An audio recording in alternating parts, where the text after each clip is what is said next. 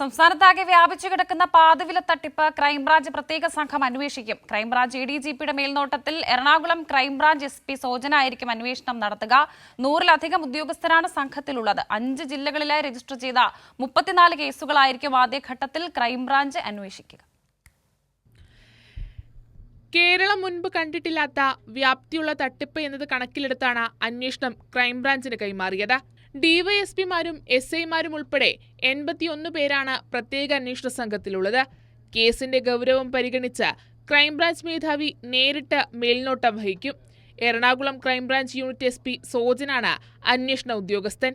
Crime branch സാമ്പത്തിക കുറ്റകൃത്യ വിഭാഗത്തിലെയും cyber വിങ്ങിലെയും ഉദ്യോഗസ്ഥരെ പ്രത്യേക സംഘത്തിൽ ഉൾപ്പെടുത്തിയിട്ടുണ്ട്.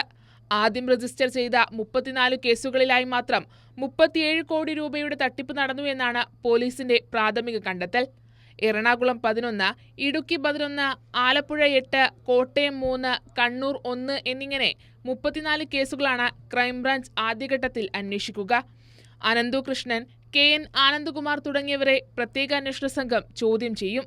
അന്വേഷണം ആരംഭിച്ച ശേഷം ലോക്കൽ പോലീസ് രജിസ്റ്റർ ചെയ്ത മറ്റു കേസുകൾ കൂടി ക്രൈംബ്രാഞ്ച് സംഘത്തിന്റെ പരിധിയിൽ ഉൾപ്പെടും.